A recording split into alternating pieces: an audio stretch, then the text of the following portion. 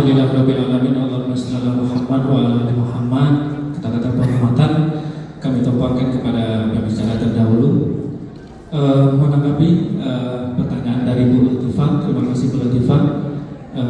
Kita sebagai kepala sekolah sekarang berbagi praktik baik mungkin sudah dilakukan juga oleh kawan-kawan yang lain.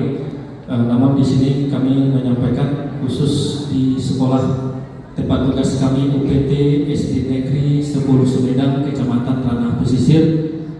Program ini adalah dilatar belakangi juga dengan tentunya ada kegiatan kita BIMTEK pembelajaran mendalam untuk sekolah penerima poskim. Namun kita sadar juga bahwa di sekolah kita memang banyak yang belum terlaksana secara optimal, mulai dari pembelajarannya dan segala macam Bapak Ibu. Jadi khusus untuk latar belakang di sekolah kami selaku manajer atau pemimpin pembelajaran di sekolah menyadari bahwa tuntutan pendidikan di abad 21 ini memang mengharapkan bahwa pembelajaran itu harus melahirkan anak-anak yang berpikir kritis, kemudian kreatif, komunikatif, dan kolaboratif. Ini alasan pertama yang melatar belakangi program kami. Kemudian juga program ini melibatkan 4 kerangka pembelajaran mendalam. Maka kami libatkan ini sebagai latar belakang karena yang pertama aspek pedagogik. Kita sadar bahwa di kelas guru masih melaksanakan pembelajaran itu secara konvensional. Artinya banyak yang tidak menggunakan metode yang terarah yang melibatkan siswa kita. Nah, itu yang pertama. Kemudian dari aspek lingkungan belajar, banyak kelas yang belum kondusif. Bagaimana anak itu bisa aktif. Kemudian kemitraan pembelajaran. Kemitraan yang diharapkan adalah bagaimana sekolah bisa nanti menjalin kerjasama dengan pihak lain, apakah orang tua yang pertama, kemudian lingkungan masyarakat, kemudian dunia kerja atau pihak profesional. Dan terakhir yang melatar belakangi adalah Bu Latifah, bahwa kita sadar bahwa pemanfaatan transformasi digital masih rendah. Kita ingin ini kita kembangkan, kita optimalkan, maka 4 masalah inilah yang melatar belakangi Bu Latifah. Itu Bu Latifah, makasih. Ya, terima kasih Pak Roni. Jadi 4 kerangka PM ini ya yang menjadi latar belakang bagi Pak Roni.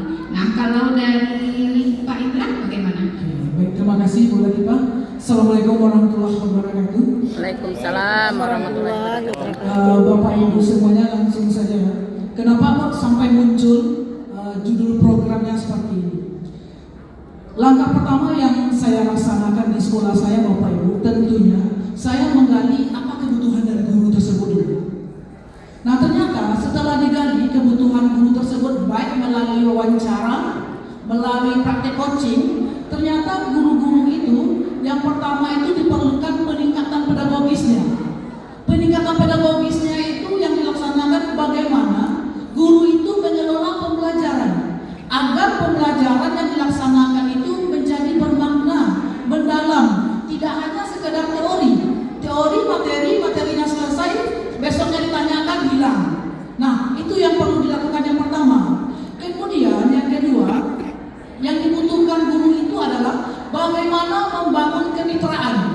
Kemitraan di sini yang dibangun adalah yang pertama baik dengan rekan sesama guru, kemudian bagaimana membangun kemitraan dengan orang tua, kemudian membangun kemitraan bersama masyarakat di sekitar sekolah tersebut. Nah, yang ketiga, setelah dilakukan wawancara dan praktek coaching, ternyata guru itu yang perlu ditingkatkan adalah praktek digitalnya. Bagaimana pemanfaatan digitalisasi di dalam proses pembelajaran sehingga pembelajaran itu menjadi menarik. Anak-anak paham untuk memanfaatkan perkembangan digital itu sebagai proses pembelajarannya. Nah, setelah kita dapatkan kebutuhan dari guru, langkah berikutnya adalah kita cari kebutuhan dari murid. Kita pahami kebutuhan dari murid. Bagaimana caranya? Bagaimana cara kepala sekolah mengidentifikasi kebutuhan murid dengan cara menanyakan kepada wali kelas. Dikarenakan masing-masing wali kelas itu di awal semester itu sudah melaksanakan yang namanya asesmen kognitif dan asesmen non kognitif. Itu pembelajaran. Nah, didapatlah ternyata anak-anak tersebut ingin pembelajarannya itu yang menyenangkan. Makanya Bapak Ibu, kenapa anak-anak sekolah dasar itu umumnya lebih suka pembelajarannya PJOK? Karena anak itu bergerak sesuai dengan perkembangannya. Anak usia 6 sampai 11 tahun menurut PIASE itu adalah anak-anak dalam tahap hobi bermain, Bapak Ibu, seperti itu. Itulah latar Bu Latifah dan juga Bapak Ibu semua. Iya, itu ya, kita sudah sama mendengar. Nah, dari yang disampaikan tadi gitu ya. Nah, kira-kira bisa nggak Bapak menceritakan gitu ya kondisi sekolah yang mendukung terkait implementasi programnya nanti? Silakan kepada Pak Indra terlebih dahulu. Oke, Bapak Ibu. Nah, jadi setelah kita identifikasi kebutuhan guru dan murid, tentu kita identifikasi bagaimana suasana sekolah saya. Nah, Bapak Ibu, identifikasi kondisi sekolah UPT SDN 05 Panjung Soal ini terletak di Kecamatan Panjung Soal. Yang pertama, Bapak Ibu, visi misi kita itu sejalan dengan pembelajaran mendalam. Itu yang pertama, kita analisis. Yang kedua, Bapak Ibu, ketersediaan sarana dan prasarananya. Nah, untuk mendukung pembelajaran mendalam ada 4 kerangka Bapak Ibu ya: pedagogis, kemitraan, lingkungan belajar, serta pemanfaatan digital. Di UPT SDN 05 Panjung Soal itu Bapak Ibu, seluruh kelas itu sudah tercover yang namanya internet, wifi. Di sekolah saya itu memasang wifi dengan kecepatan 50 Mbps menggunakan internet dari iConnect. Setiap kelas itu bisa memakai internet, masing-masing guru itu menggunakan yang namanya mikrotik. Jadi tidak bisa sembarang orang masuk ke jaringannya. Jadi setiap guru itu dikasih username dan passwordnya. Satu guru maksimal masuk hanya 2 komponen, ya, 1 laptop, 1 untuk HP. Nah, kecepatannya dengan 50 Mbps itu, guru-guru itu bisa memanfaatkannya untuk mencari media pembelajaran. Salah satunya dengan memanfaatkan yang namanya rumah pendidikan. Rumah pendidikan bagian ruang murid, Bapak Ibu ya. Di ruang murid itu Bapak Ibu tersedia seluruh media pembelajaran, materi pembelajaran, game edukasi. Apalagi sekarang di sekolah kita itu masing-masing sekolah itu sudah mendapatkan yang namanya PID, papan interaktif digital. Itu bisa dilaksanakan Bapak Ibu ketika internet kita di sekolah itu dengan kecepatan yang mumpuni, tidak buffering, tidak berputar-putar Bapak Ibu, itu akan mengaktifkan anak dalam proses pembelajaran. Kemudian Bapak Ibu, guru-guru di sekolah kami itu rata-rata masih muda, Bapak Ibu ya, mau berinovasi, mau berkolaborasi. Ada 2 orang di sini yang hadir Bapak Ibu, walaupun yang di atas 50 ada, yang di bawah, tapi kemampuannya sama dengan yang muda-muda Bapak Ibu, mau berinovasi. Itu di kondisi sekarang. Ya, jadi guru-gurunya mungkin hampir sama mudanya dengan kepala sekolahnya gitu ya. Sekolahnya juga muda, gurunya banyak yang bekerja gitu ya. Nah, kalau dari Bapak Roni. Ya, terima kasih Bu Latifah. Kita di UPT SD Negeri 10 Sumedang, kondisi sekolah kita saat ini dengan siswa 116 orang dengan 6 rombel, didukung 6 orang guru kelas, tambah guru mapel. Alhamdulillah untuk pelaksanaan program ini sangat mendukung sekali. Karena kita dari awal sudah tanamkan bagaimana kita menerima materi dari Ibu Fasi yang hebat, bagaimana menanamkan pola pikir bertumbuh sehingga nanti ada kemauan untuk guru-guru. Karena ini perlu kita tanamkan ke guru-guru, karena kita ada 4 aspek yang akan kita kembangkan dalam mendukung pembelajaran mendalam. Tentu saja ini akan melibatkan seluruh guru. Kita tidak bisa memilah. Artinya guru muda, guru yang sudah cukup berpengalaman, dan guru yang sudah mendekati masa pensiun, kita berharap tetap mau mendukung kegiatan ini. Makanya pola pikir bertumbuh itu perlu kita kembangkan sekali. Kemudian dalam aspek kegiatan lingkungan belajar, kemudian kemitraan, alhamdulillah kita juga sudah memiliki daya dukung di sekolah kita. Kemudian pembelajaran atau pemanfaatan transformasi digital di sekolah sekarang mungkin seluruh sekolah sudah menerima bantuan IFV atau interaktif flat panel kombinasi smart TV digabung dengan layar papan tulis digital dan komputer. Itu sangat bermanfaat sekali. Di samping di sekolah juga sudah memiliki media digital lainnya seperti Chromebook dan komputer atau laptop, kemudian ada speaker dan daya dukung sound segala macam. Namun kami di sekolah Bu Latifah tidak secukup Pak Indra.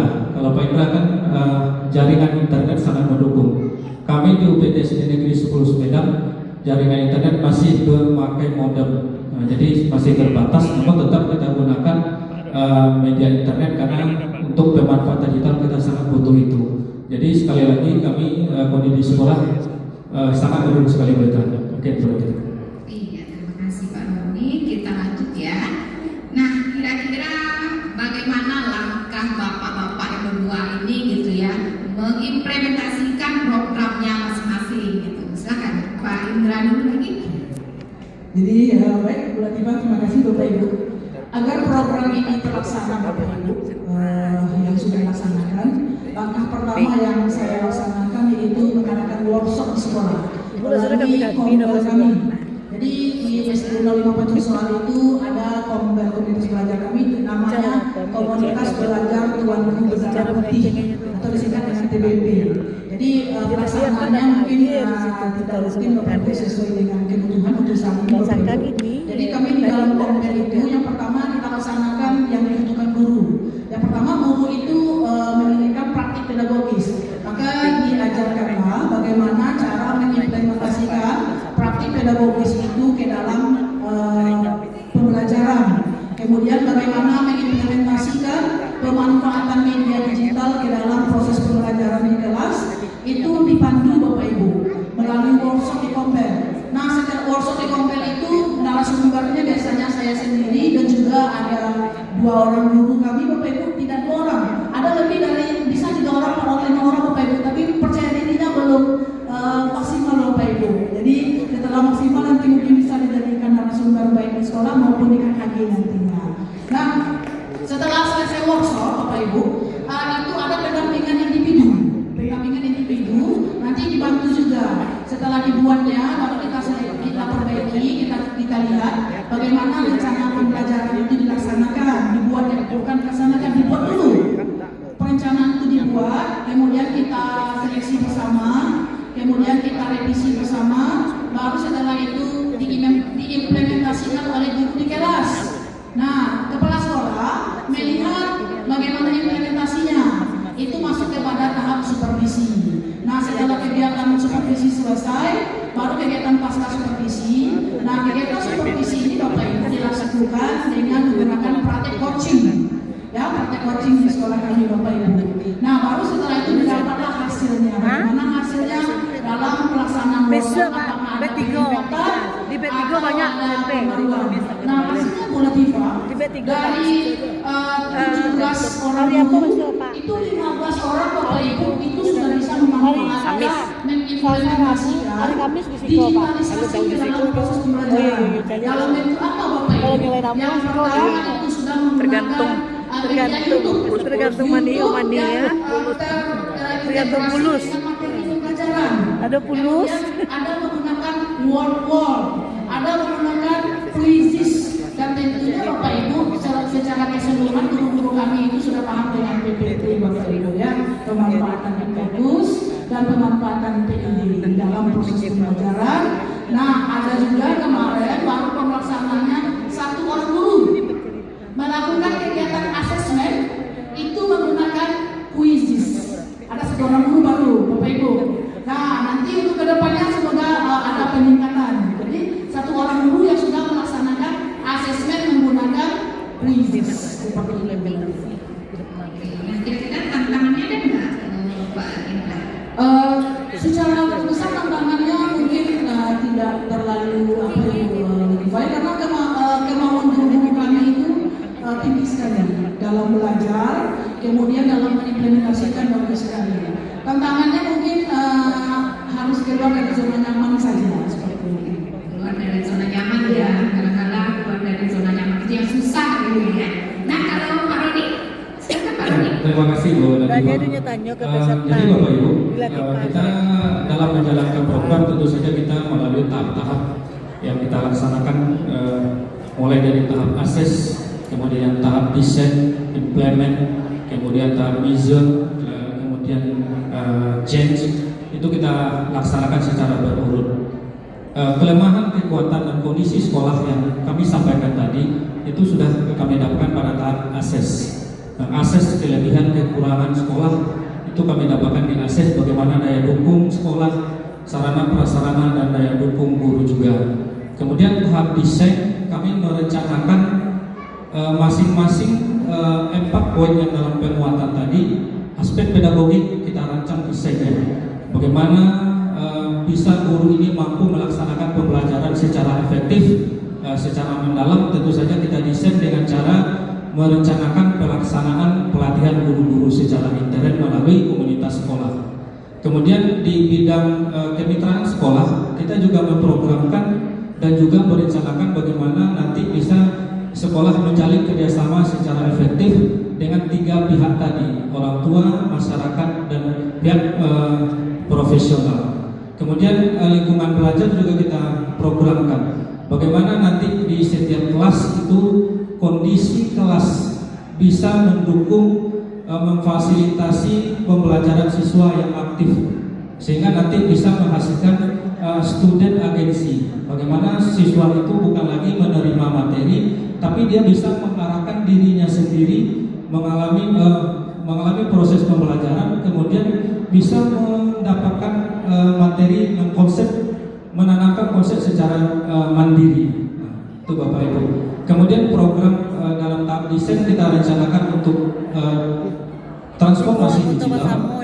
Kita merencanakan program bagaimana guru-guru mampu, seperti yang disampaikan Pak Indra tadi, mungkin belum lengkap juga.